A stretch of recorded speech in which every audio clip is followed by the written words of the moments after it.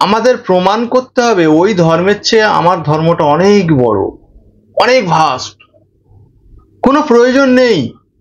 এই যে লঙ্কা, লঙ্কা ধানি লঙ্কা, এই লঙ্কার গুণ প্রচার করার জন্য লঙ্কাটাকে বিশাল আকার ধারণ করতে হয়নি, একটা কামড় দিলেই বুঝতে পারবেন তার কি গুণ। সুতরাং আমার মনে হয় না ধর্ম নিয়ে এত লড়াই, এত মারামারি, এত কাটাকাটি, এত খুনাখুনি কোনো প্রয়োজন আছে। ধর্ম যা মানুষকে ধারণ করে, ধর্ম মানুষকে ভেদাভেদ করে না। তাহলে আমরা কোন ধর্ম পালন করছি এটা আমাদের জানতে হবে। আমরা কি প্রকৃত ধার্মিক? আমরা যদি ধার্মিক হয়ে থাকি তাহলে আমরা আমাদের সেই গুণগুলো কেন প্রকাশ করতে পারছি না, এই বিষয়গুলো জানতে হবে। আমার কাছে, আপনারা হয়তো বলবেন যে আমি আপনাদের সঙ্গে কি বলছি, আমার কাছে বেদ রয়েছে, আমার কাছে স্মৃতিশাস্ত্র রয়েছে, আমার কাছে শ্রীমদ্ ভগবদ গীতা রয়েছে, আমার কাছে ধম্মপদ রয়েছে, আমার কাছে ভারতীয় সংবিধান রয়েছে।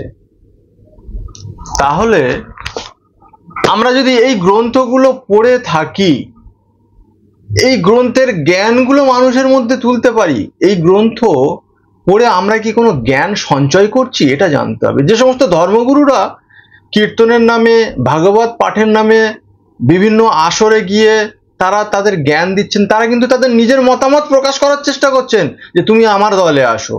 তাকে বলা হচ্ছে না তুমি মানুষ, মানুষ হয়ে মানুষের পাশে থাকো, মানুষকে ভালোবাসো, এ কথা বলা হচ্ছে না। আর যদি আমরা মানুষ হয়ে মানুষের পাশে থাকি তাহলে আমরা কিন্তু কোনো সম্প্রদায়কে দেখতে পাবো না, আমরা শুধুমাত্র মানুষকে দেখতে পাবো। তাহলে আমরা কি করছি? আমরা মানুষ মানুষের মধ্যে ভেদাভেদ করছি, যে কাজটা পশুরা তাদের মধ্যে করেছে। তাহলে আমরা মানুষ হয়ে যদি পশুর মতো আচরণ করি তাহলে আমরা কি নিজেদেরকে সনাতনী বলে দাবি করতে পারি? সনাতনটা আসলে কি সেটাই হয়তো আমরা জানি না। সনাতন যদি কোনো সাম্প্রদায়িক ধর্ম না হয়, সনাতন যদি ইটারনাল, শাশ্বত, সেই কোন সময় থেকে হয়ে আসছে যার কোনো ঐতিহাসিক প্রমাণ নেই, তাহলে সেই সনাতনকে রক্ষা করতে গেলে আমাদের কিন্তু প্রথম কথা হলো হিংসাকে ত্যাগ করতে হবে। একজন সনাতনী সে কখনো হিংসা করতে পারে না, তার মধ্যে কখনো বিদ্বেষ আসতে পারে না। তার কাজ হলো সর্বদা মানুষের পাশে থেকে মানুষকে সেবা করা। যখন সে তার সেই সনাতন গুণ ভুলে যাচ্ছে, যখন কোনো সম্প্রদায়ের মধ্যে যুক্ত হয়ে যাচ্ছে, তখন সে ভাবছে যে এটাই আমার ধর্ম, আর তখনই তার ভুল হয়ে যাচ্ছে, কারণ সে কিছু মানুষকে তার সঙ্গে নিয়ে নিচ্ছে, তার মতো সে তাদেরকে জ্ঞান দেওয়ার চেষ্টা করছে। জ্ঞান দিতে গিয়ে সে একটা ছোট্ট সম্প্রদায় গড়ে তুলছে, আর সেই সম্প্রদায় যখন মার খাচ্ছে কোনো কারণে, অন্য সম্প্রদায় কিন্তু হাসছে, দেখেছিস ও আমার থেকে আলাদা হয়ে গেছে, বা ও আমাকে নিন্দা করেছে তাই ওকে ধরে মারছে। এই হলো বর্তমান ভারতবর্ষের ধর্মের পরিস্থিতি। তো এখান থেকে আমাদের বেরিয়ে আসতে হবে, আর আমাদের মানবতাকে বড় করে বিশাল আকারে মানুষের সামনে তুলে ধরতে হবে। কি মানবতা সেটা আমাদের জানাতে হবে। যতক্ষণ না আমরা মানবতা সম্পর্কে মানুষের কাছে তুলে ধরতে পারবো, ততদিন কিন্তু ধর্মের নামে এই মারামারি, কাটাকাটি, খুনোখুনি চলতে থাকবে। স্মৃতিশাস্ত্র আমরা ভাবছি মনু, যাজ্ঞবল্ক্য যেগুলো লিখে গিয়েছেন ওগুলো ধরে আমাদের বসে থাকতে হবে না। যুগের সঙ্গে সঙ্গে, সময়ের সঙ্গে সঙ্গে প্রচুর স্মৃতিশাস্ত্র এরকম রচনা করা হয়েছে যা মানুষের হিতাকাঙ্ক্ষী হিসাবে, কিন্তু সেই শাস্ত্রগুলো আমরা পড়লে দেখতে পাই একটা শ্রেণীর মানুষকে বড় করে দেখানো হয়েছে, শোষণ করা হয়েছে। তাহলে সেগুলো তো আর ধর্ম বা শাস্ত্র হতে পারে না। আজকের একটা শ্রেণীর মানুষকে শাস্ত্র পড়তেই দেওয়া হয়নি, তাহলে তার কাছে শাস্ত্রের কোনো জ্ঞান নেই। তাহলে আমরা কি করলাম? আমরা ভগবত পাঠ বা কীর্তনের নাম করে আসরে গেলাম, শাস্ত্রের কথা তুলে ধরলাম। যে মানুষটি জীবনে কখনো শাস্ত্র পড়েনি তাকে আমি যা বলবো সে কিন্তু তাই শুনবে, কারণ শ্রীমদ্ ভগবদ গীতা প্রমাণ দেয় সমাজের বিশিষ্টজন যে কাজ করে অন্যান্য মানুষ তাদেরকে ফলো করে।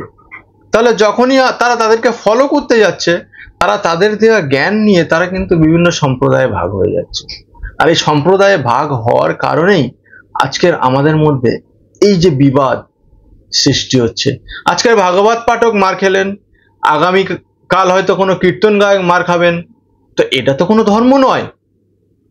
আজকের ধর্মের নামে যখন কোনো ধার্মিক সে নিজেকে বলতে চাইছে বা প্রমাণ করতে চাইছে আমি ধার্মিক, তারপরে তাকে মারা হচ্ছে, তাহলে সে কি এমন তথ্য তুলে ধরছে? তাহলে কি সে কোনো মিথ্যা তথ্য তুলে ধরছে? তাহলে সে কি কোনো সত্য তথ্য তুলে ধরছে? তাহলে সে কি সমাজের মানুষের মধ্যে বিভেদ করার সৃষ্টি করছে? এগুলো আমাদের জানতে হবে। আমাদের সমাজে কত বিশিষ্ট মানুষ রয়েছে, তাহলে তারা কেন এগিয়ে আসছে না? আজকের একটা সম্প্রদায়ের কোনো সাধু মনে করুন মার খেয়েছে, তার সঙ্গে যারা যুক্ত আছে তারা চেষ্টা করছে কিভাবে যারা তাকে আক্রমণ করেছে তাদেরকে মারা যায় বা তাদের একটা উচিত শিক্ষা দেওয়া যায়। তাহলে কি হবে, আবার অন্য সম্প্রদায় সেও কিন্তু ভাবছে যে ঠিক আছে, ও যদি আমাদের উপরে আবার অত্যাচার করে তাহলে আমরাও আবার তাদের উপর অত্যাচার করব, তাহলে এইভাবে কিন্তু শেষ হয়ে যাবে। আর এটা কিন্তু সনাতন ধর্ম নয়। সনাতন ধর্ম যদি মারামারি কাটাকাটি খুনোখুনিতে বিশ্বাস করত, তাহলে যে আমরা বলছি সনাতন সেই শাশ্বত, সেই কোন সময় থেকে হয়ে আসছে যার কোনো কিনারা নেই, তাহলে সেই সনাতন কিন্তু আর নেই। এটা একটা সম্প্রদায়ের মধ্যে চলে এসেছে। আর সম্প্রদায় যখন আসবে তখন কিন্তু আর সেটা ধর্ম থাকে না, তখন সে নিজেকে কিভাবে বড় করে দেখাবে সেটাই হয়ে যায় তার কাছে মূল বিষয়। তাহলে আমাদের কি করতে হবে? হ্যাঁ, আমাদের বিভিন্ন শাস্ত্র গ্রন্থ পড়তে হবে। শুধু শাস্ত্রগ্রন্থ কেন, ইতিহাস পড়তে হবে। এমনকি আরো বিভিন্ন গ্রন্থ রয়েছে যেগুলো আমরা পড়ে হয়তো জ্ঞান অর্জন করতে পারি। সেই গ্রন্থগুলো থেকে আমরা বুঝতে চেষ্টা করব যে কোন গ্রন্থ আমাদের জীবনে কাজে লাগছে, কোন গ্রন্থ আমাদের জীবনে কাজে লাগছে না, আমরা সেই গ্রন্থগুলো আলাদা করে ফেলব। তাহলে এই দায়িত্বগুলো আজকের আমাদের সমাজের কীর্তন গায়করা, আমাদের সমাজের ভাগবত পাঠকরা বা বিভিন্ন মন্দিরে যারা বসে রয়েছে ট্রাস্টি, তারা কেন বিচার বিশ্লেষণ করছে না? আর এই ধর্মের নামে সাধারণ মানুষের মধ্যে গন্ডগোল বাঁধিয়ে দিয়ে তারা যখন একে অপরের সঙ্গে মারামারি করবে, একটা শ্রেণীর মানুষ কিন্তু সেখানে বসে বেশ মজা দেখবে। আর এই যারা মারামারি করছে এরা কিন্তু কোনো উচ্চ বর্ণের মানুষ নয়, এরা কিন্তু নিম্ন বর্ণের মানুষ। উচ্চ বর্ণের মানুষ কখনো মারপিট দাঙ্গা ঝগড়া গন্ডগোলের মধ্যে আসে বলে আমার ব্যক্তিগত মত মনে হয় না। তাহলে আমাদের সমাজের একটা শ্রেণীর মানুষ যারা শোষিত হচ্ছে ধর্মের মাধ্যমে, তাদেরও কিন্তু জানা উচিত বা তাদেরও বিবেচনা করা উচিত যে আমরা আসলে করছিটা কি। আর যে সমস্ত ধর্মগুরুরা উস্কানি দিচ্ছেন, আজ রাম নাম নাও, কাল কৃষ্ণ নাম নাও, পরশু শিবের নাম নাও, তরশু বুদ্ধের নাম নাও, তারা কিন্তু সমাজে মানুষের মধ্যে একটা বিশৃঙ্খলা সৃষ্টি করার চেষ্টা করছে। তারা মানবতাকে প্রচার করার চেষ্টা করছে না, আর করছে না বলে একের পর এক অত্যাচার কিন্তু নেমে আসছে। তাই আমার মনে হয় সাবধান হওয়া উচিত, সাবধানতা অবলম্বন করা উচিত। সাধারণ মানুষ, গরিব মানুষ, খেটে খাওয়া মানুষ যারা ধর্মের নামে লড়াই করতে আসছেন, তাদেরকেও আমি বলবো তারা একবার বিবেচনা করুন। আপনারা আপনাদের বাড়িতে যারা বয়োজ্যেষ্ঠ মানুষ আছে তাদের সঙ্গে আলোচনা করুন যে ধর্মের নামে আপনি রাস্তায় বেরিয়ে ধ্বজা ধরে আমার ধর্ম শ্রেষ্ঠ বলে যদি আপনি আপনার প্রাণটা দিয়ে দেন, তাহলে আপনার উপরে ভরসা করে রয়েছে আপনার বয়স্ক পিতা মাতা, আপনার স্ত্রী সন্তানাদি যারা রয়েছেন, তাদের ভবিষ্যৎ কি হবে? আপনার এই ধর্ম সংগঠন বা এই ধর্মীয় ট্রাস্টগুলো তারা কি তাদের খেতে দেবেন?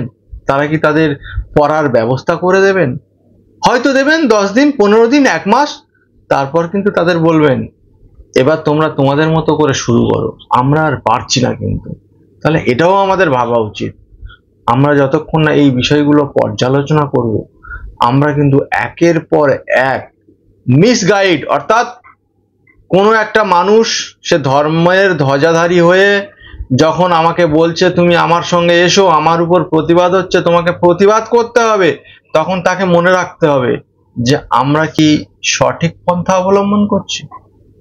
আজকের এই কীর্তন আসরগুলোর কথা ভাবুন না, এখানে এসে এক একটা কীর্তনিয়া এক একটা মতামত দিয়ে বেরিয়ে যাচ্ছেন। এক একটা ভাগবত পাঠক তার মতো করে মতামত দিয়ে চলে যাচ্ছেন। আচ্ছা বলুন তো, ভগবত পাঠক যিনি ভগবানের শ্রীচরণে আশ্রয় নিয়েছেন, তিনি কেন নারী ঘটিত কারণে জেল খাটবেন? এটা কি শাস্ত্র? এটা কি ধর্ম? এই কোন শাস্ত্রে লেখা আছে ভাই যে একজন ভগবত পাঠক হতে হলে তাকে নারী ঘটিত কারণে জেল খাটতে হবে? কোথাও নেই। তাহলে করছি কি আমরা? খাদ্যের নামে খাবার খাওয়া নিয়ে সেখানেও গন্ডগোল। আপনি শ্রীমদ্ ভগবত গীতা পুরোটা পড়ে ফেলুন তো, কোথায় আপনাকে বলা হয়েছে যে এই খাবারটা খাবেন না আর ওই খাবারটা খাবেন? খাবারের শ্রেণী বিভাগ করা হয়েছে। তাহলে কে কি খাবে সেটা তার সম্পূর্ণ ব্যক্তিগত বিষয়। তা না করে আমরা কি করছি? আমরা বলছি আচ্ছা ও এই খাবার খায়, চল ওকে আলাদা করে দে, আমাদের সঙ্গে ওকে নিস না। ও এই খাবার খায়, চল ওকে আলাদা করে দে, আমাদের সঙ্গে নিস না। তাহলে বিভাজনটা করছে কারা? এই সাধু সমাজরাই করছে। কারণ এরা একটা সংঘ নিয়ে বসে আছে, আর এই সংঘ নিয়ে বসে এরা চেষ্টা করছে বিভেদ করতে। কারণ এরা দোকান খুলে বসেছে, এদের দোকান চলবে তখনই যদি কাস্টমার অর্থাৎ শিষ্যরূপ কাস্টমার এসে জোগাড় হয়, তাহলে না হলে দোকান কিন্তু বন্ধ করে দিতে হবে। যাই হোক, ভালো লাগলে ভিডিওটি শেয়ার করবেন, চ্যানেলটি সাবস্ক্রাইব করবেন, আদি সনাতনীর সঙ্গে থাকবেন। আদি সনাতনী প্রথম থেকে সত্য কথা বলে।